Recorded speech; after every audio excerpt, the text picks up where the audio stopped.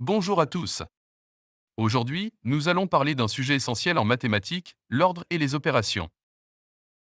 À la fin de cette leçon, vous serez capable de comparer deux nombres réels, d'utiliser les propriétés de l'ordre dans différentes opérations et de résoudre des problèmes en appliquant ces règles.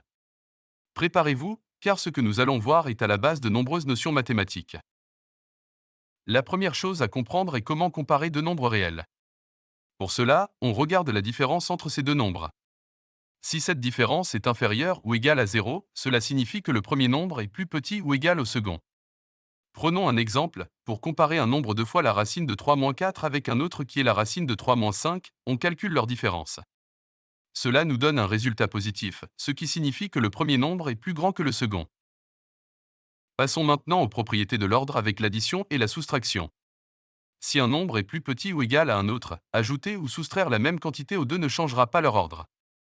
Par exemple, si un nombre est inférieur ou égal à 3, ajouter 5 aux deux côtés nous montre que ce nombre plus 5 sera toujours inférieur ou égal à 8. Cette propriété est fondamentale et s'applique dans de nombreux calculs. Regardons maintenant ce qui se passe lorsqu'on multiplie les deux côtés d'une inégalité. Si on multiplie par un nombre positif, l'ordre reste le même. Mais si on multiplie par un nombre négatif, l'ordre s'inverse. Par exemple, si on multiplie un nombre négatif par un autre nombre, on doit inverser l'ordre. Ces règles sont très importantes pour éviter des erreurs dans les calculs. Maintenant, voyons les carrés et les racines carrées. Si deux nombres positifs respectent un ordre donné, leurs carrés respecteront également cet ordre. De même, si deux nombres positifs sont comparés, leurs racines carrées auront le même ordre. Prenons un exemple, le carré de 2 fois la racine de 3 est plus petit que le carré de 3 fois la racine de 7. Cela confirme que 2 fois la racine de 3 est inférieure à 3 fois la racine de 7. Passons à l'encadrement. Encadrer un nombre, c'est dire qu'il est compris entre deux bornes.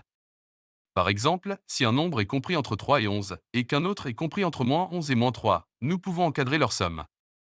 Cela nous donne une nouvelle plage de valeurs possibles, allant de -8 à 8. Ce concept est très utile pour estimer des valeurs ou vérifier des résultats. Pour résumer, aujourd'hui nous avons appris à comparer des nombres réels en étudiant leurs différences. Nous avons vu comment utiliser les propriétés de l'ordre avec l'addition, la soustraction, la multiplication, les carrés et les racines carrées.